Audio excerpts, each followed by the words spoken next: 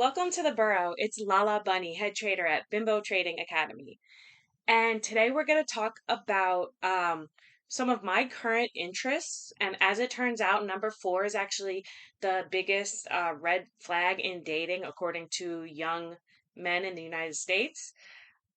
So here we go. Let's list them off. So, my first interest right now is homesteading.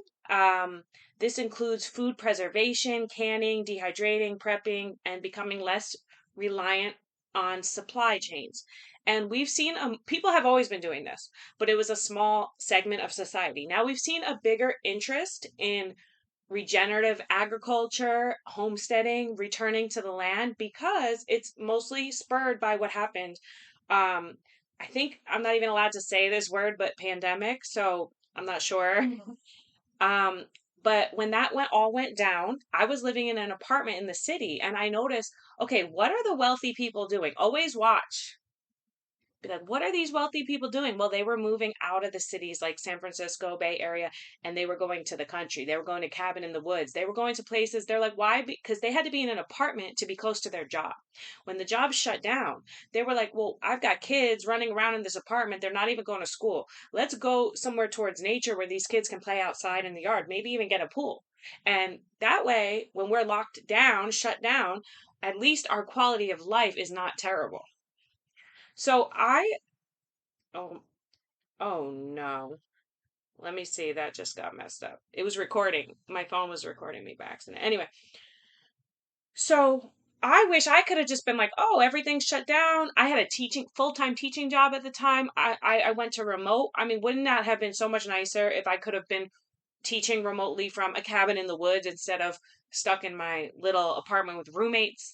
But then I moved out and got my own place. Um, but basically, since then, I've been studying homesteading, attending webinars, learning more about gardening. Regenerative agriculture has always been an interest of mine, but now I want to put it into practice.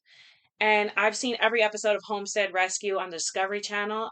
If you haven't seen it, it's incredible. It's with the Rainey family, which is Marty and Misty and Matt. And check it out because it's awesome. So, number two, this interest seems similar, but it's something called solar punk. And this is something, again, I've always been interested in the environment, but I didn't know there was a term for this. So, solar punk is like an ethos of it's like living off grid, relying on technology and building community. So instead of the technology being used to oppress us and make our lives worse, the technology is used toward human needs to serve us. And I'm super interested in container homes as one way to achieve sustainable, affordable housing. And I'm also interested on a global scale in architecture and systems that will distribute resources in the most efficient way possible, and also that have less of a negative impact on the environment. So, solar punk is all about humans existing in nature with technology and finding a perfect balance that makes our lives actually easier. Okay, number three, weightlifting.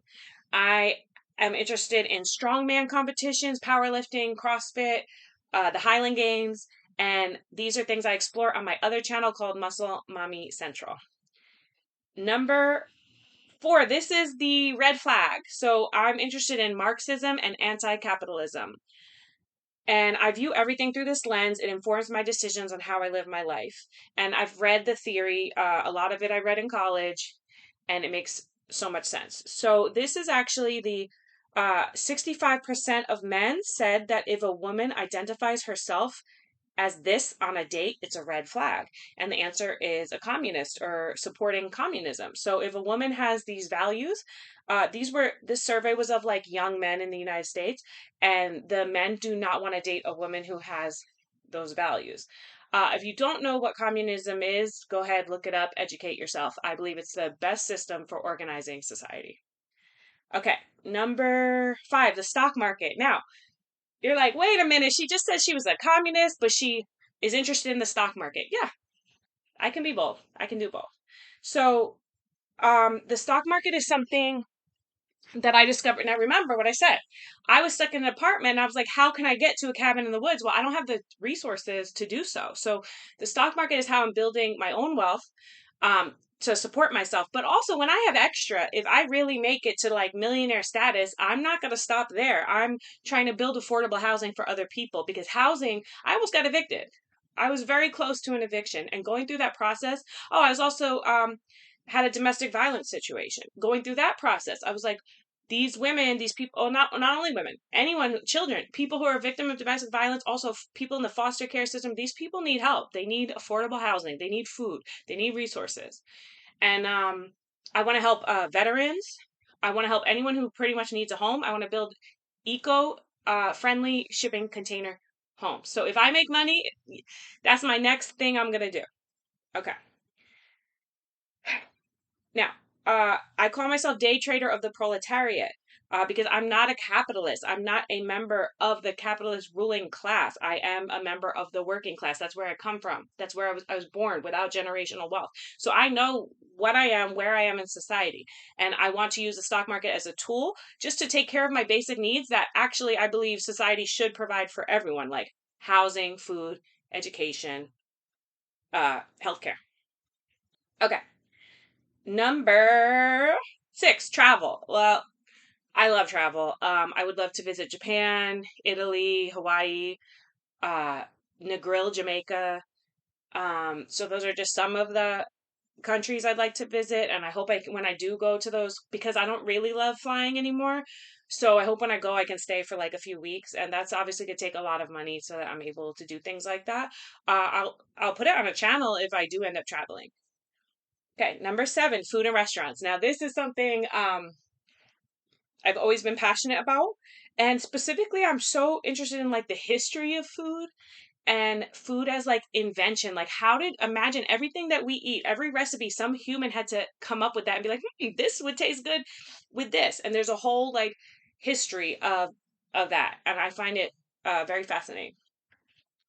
Okay, number 8, film and television.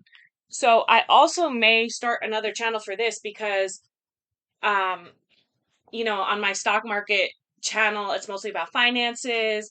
My muscle mommy channel's about weightlifting. I'm just going to start another channel for my dog.